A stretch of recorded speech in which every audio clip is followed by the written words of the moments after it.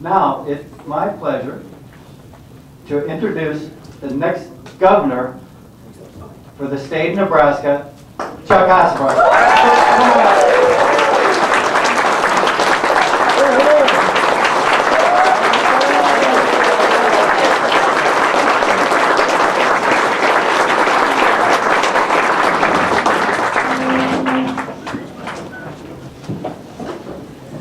Well, thanks. I genuinely appreciate every one of you coming out today, because what you're doing today is important. It's fulfilling the responsibilities of being a citizen in a democracy by stepping up to make democracy work and make government work. So give yourself a hand for being here.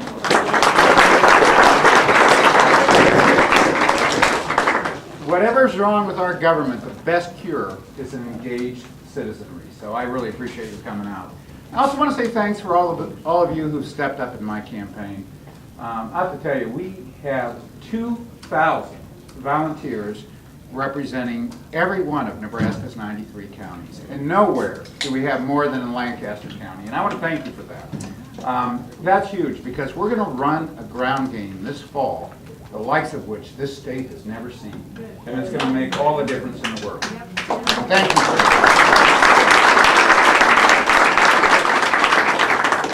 The other thing it takes to win is money, of course.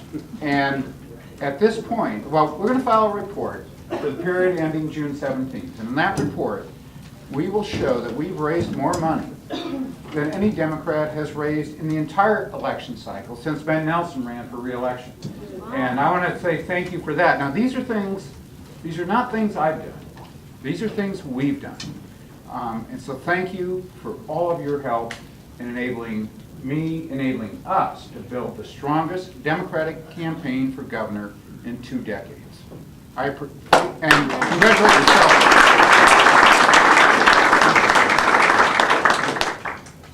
Now, when we talk about money, oftentimes people think that, campaigns are really about who has the most money. The fact is they're not. To win a campaign, you have to have enough money to get a message out, and we're going to have that. But very oftentimes, the person with the most money loses. And let me give you an example. The best example that I can think of is my opponent, Pete Ricketts, when he ran 8 years ago. Pete Ricketts spent $11 million and lost by 28 points. Now, I don't think anybody has ever spent that much money to lose that badly. And it's going to happen again.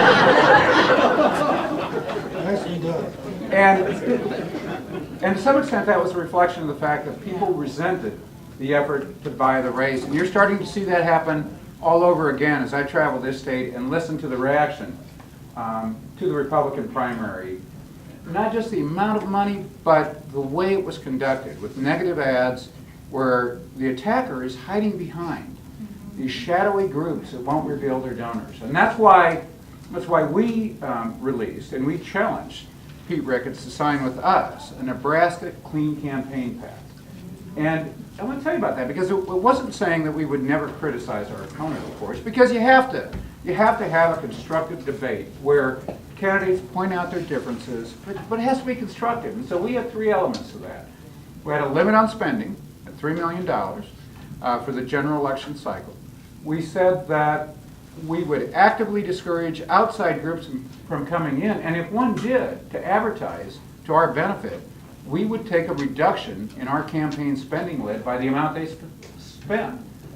And the other thing we said is that when our campaign directly criticized the other candidate, we would do it in our own words. That is, the candidate would do it in his own words.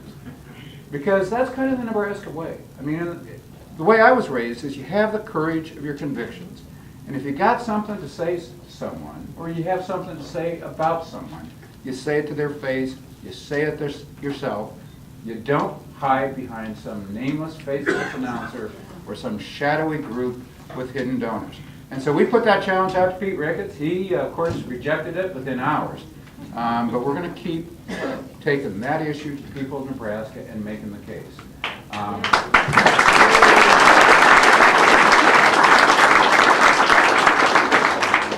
Because there are very, very critical issues at stake in this election. For example, Medicaid expansion. You know, and I just want to say a big thank you to the state legislators here today. Amanda McGill's here, Ken Harr's here. I probably shouldn't go down this path because I'm going to miss somebody. But I couldn't be prouder of the good fight that you fought on that issue. Because right now, Nebraska gets the worst of both worlds. And what we're doing is not jobs.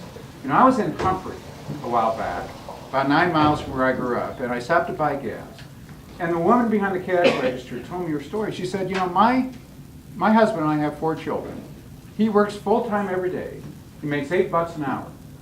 Now, she said, I can't work during the day because if I did, our child care cost would be more than what I would earn.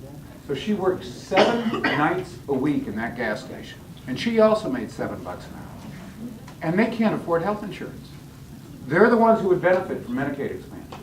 And I will say this, when people who work that hard cannot afford health coverage, it is wrong. It's economically wrong, and it's morally wrong. And we got to do something about that.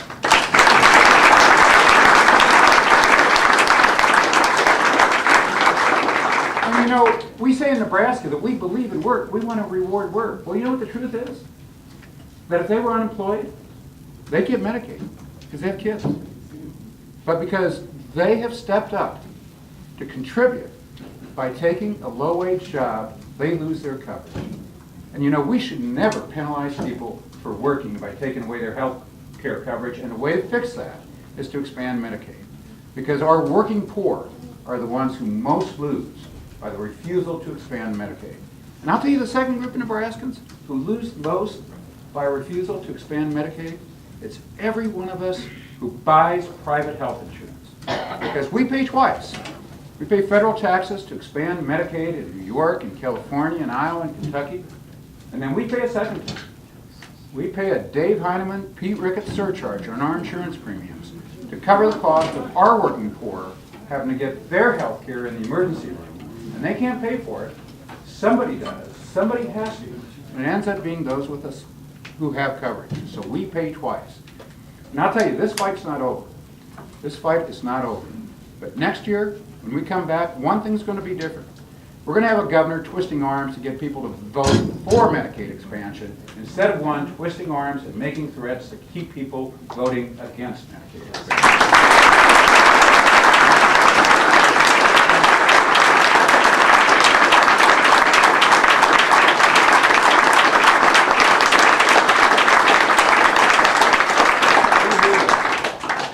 Thank you. And you know, we have a lot of other important issues. I think people are here gathering signatures for the minimum wage petition. Absolutely critical. I support it. My opponent opposes it. And my opponent says, you know, we can solve all of our problems in Nebraska. It's pretty easy. We just have to cut the top income tax rate. Now, I have a problem with that. Because a couple things happen when you focus on cutting the top income tax rate, and they're both bad. The first is that you squander your capacity to invest in your future. But the other is that it inevitably results in a tax shift from families most able to pay to those least able to pay. And to put that so ultimately, when you lower the top rate, sure, there are a lot of people who benefit a little bit. Most of the benefit, though, goes to the top 1 or 2%. And these are exactly the people who don't need it.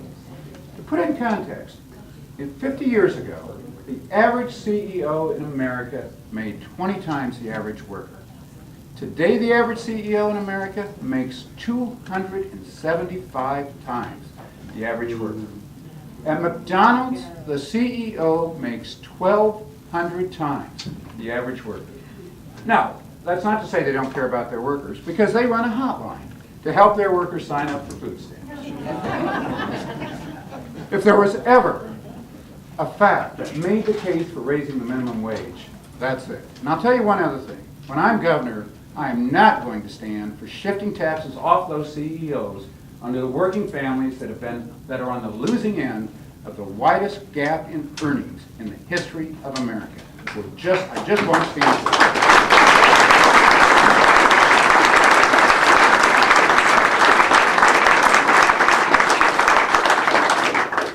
Well, I just want to say thank you all. With you, And with your help, we have built the strongest Democratic campaign for governor in decades. And we're gonna, not only can we win this race this fall, we're gonna win it. And we're gonna win it not just for the sake of winning. We are gonna win this race to make our state a more perfect state and a more just state. Strengthen our middle class, strengthen our communities, and create good jobs, genuine opportunity for every Nebraskan, in every community, from the Missouri River in Omaha to here in Lincoln to the North Platte River in the Panhandle. And thank you for being a part of this with me. I tell you, I am working my tail. I am in this 100%. And I need you in 100% with me. Thank you for being here, and thanks for all your help.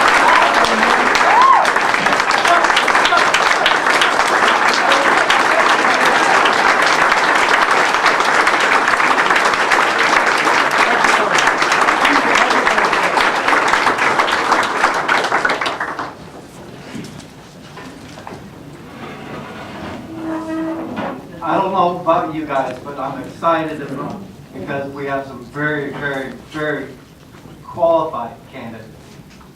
And Chuck definitely is.